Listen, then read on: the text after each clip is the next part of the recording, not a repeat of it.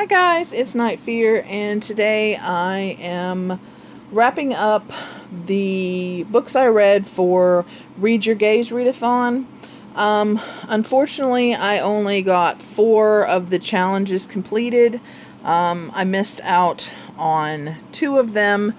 I was trying to do 2 readathons at the same time, and there just wasn't enough time. And unfortunately, 2 of the books I read for different other readathons I was doing and stuff, so but it's okay. This week was just all about reading queer books, and actually this month I will be continuing. Actually every month I read queer books, but I'm trying to finish them and read other ones that I want to read, so you'll be seeing, of course, a lot of queer books on this channel, as many as I can find that are interesting to me. So anyway, this one I really enjoyed because we had a challenge for each one of the colors of the rainbow. So the first challenge that I completed was for red, and it was a lesbian book. Originally I was going to read Wild Thorn, but just didn't have the time.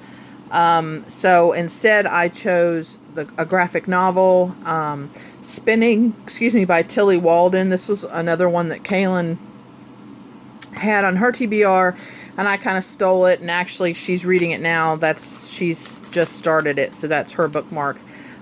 This is all about, this is a biography, a memoir, I guess, and it's by Tilly Walden, and this is all about her growing up, and she was a skater, a competitive skater, and this is kind of about how that went, how she was kind of fighting herself, just all kinds of different things. I really enjoyed the art style. Very simple, very, just really good. It seems like another one like Bloom. It seems like it's really long, but it wasn't that bad considering it's a graphic novel. So, and I gave this, I did give it a 3, even though I really enjoyed it, but I was kind of slow in spaces, and it didn't seem like a complete story. It just kind of skipped around a little bit, but I would still recommend it, especially since it's a graphic novel. And if you're interested in skating, ice skating at all, then that just, I would recommend it. So, and it's queer, so, why not? The next color was orange, and you were to read a gay book. Of course, that's a male-male romance. And I chose Boy Meets Boy by David Readathon. I also gave this one 3 stars. This one, oh, what can I say? It was okay. There was just several things in this one that I didn't enjoy. His town was way too of a utopia, and things were just kind of too convenient about the way people were. There was also a little bit of cheating in this one, and it was kind of glossed over at first, like, it didn't really matter. And I don't know, I didn't enjoy this one as much as I had hoped I would. Even though it is a short book, I'm not sure I would recommend this one. I am going to try another one of his books to see if it just happens to be this book, or if maybe I just don't jive with his writing style. This one is about a boy who is a sophomore in high school, and basically about his love life and his friends. I mean, it's just kind of, that's what it's about. Yeah, I didn't really enjoy that one as much as I'd hoped. Okay, I didn't do yellow, which was the bisexual book.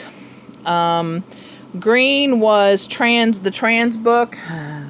This one I also read for Queer Lit Readathon, and this is the one that I would recommend. I will be shouting this one out as often as I possibly can, because I think this is a book everyone should read. This is How It Always Is by Lori Frankel. She Excuse me.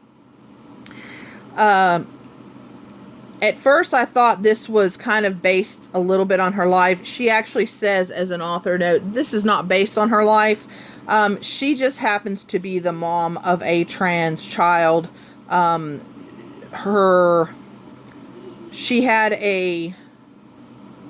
He was born a boy, and now she identifies as a girl. That is so hard. Oh, I have a question for you guys that are watching this. When you say trans, like, okay, if the person was born a boy and they now identify as a girl, would that be a trans female or a trans? I guess that would be a transgender female. Is that how you put it? It's transgender with the sex that they identify now. That's a little confusing, and I want to get that right so I don't have to keep going into the, oh, well, they were born this and now they're this, because that to me is kind of demeaning, but I don't know how to otherwise put it. So if you guys can help me, if you know the way that I'm supposed to word that, please tell me down in the comments so that from now on I can word that correctly. But anyway, so that's the only thing that the author has in common with with this book. Everything else is made up. But the way it's done in this book, you would almost think it was a true story. It's that powerful. So what this book is about is, it is about a family who has 5 sons. And at the beginning of the book, we're seeing how they really want a girl, and some things that they do. It's cute. Some things that they do to ensure that they're going to have a girl, because, they already have 4 boys.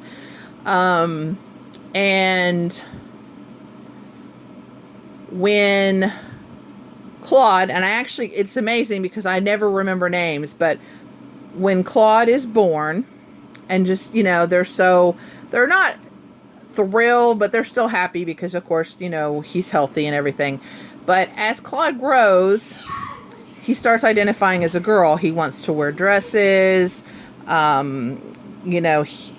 She's very feminine and things like that. And this is about how the family deals with the coming out process, and also how Claude, and I'm not going to tell you the name that she picks later, but how she deals with the transition, and how it's back and forth, and the thoughts that are in her head or his head, depending on where you are at in the book.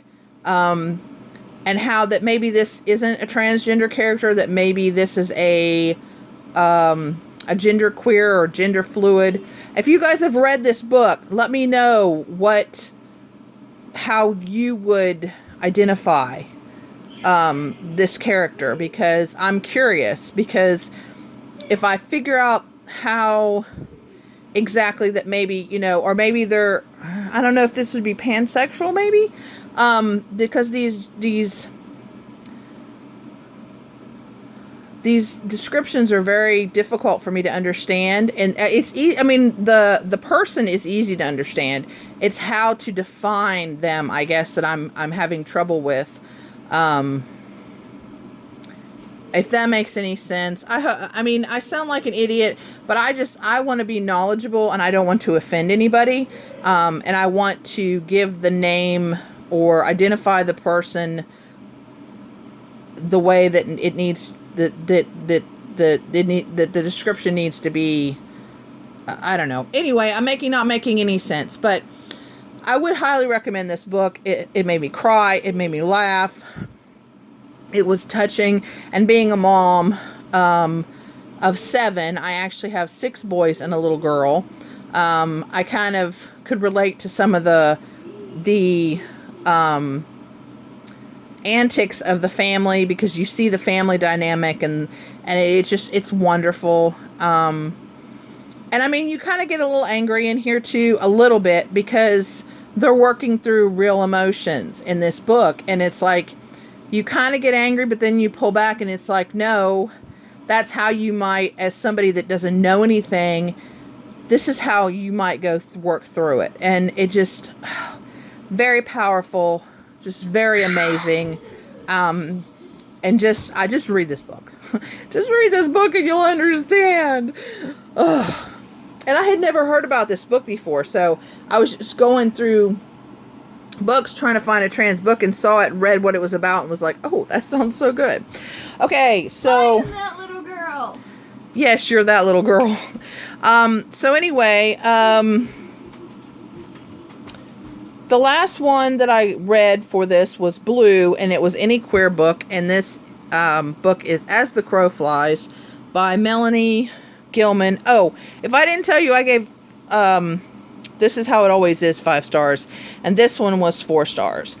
This is about a queer black teenage girl who ends up going to a Christian summer camp, who happens to be all white. She has not come out to her parents or anyone else. I don't think anybody else. And it was a really great book. It's a graphic novel. The only problem is the story is not finished in this one. And I am not sure if the other one is already out, if it's in the process of being written, or anything about that. So please know, before you read this, if you're curious about reading this one, that the story, like I said, is not finished right as yet that I know. And this story has a lot about God, because she does talk to God a lot in this book.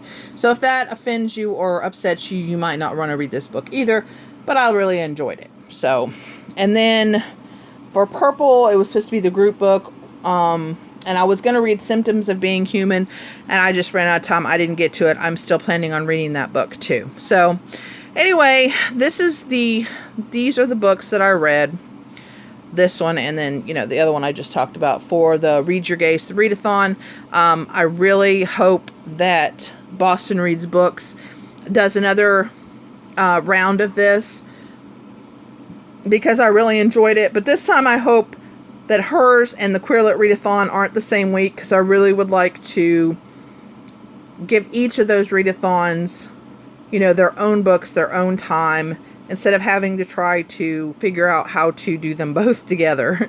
So anyway, let me know down below if you read any of these books, interested in reading any of these books, if you participated in Read Your Gaze Readathon.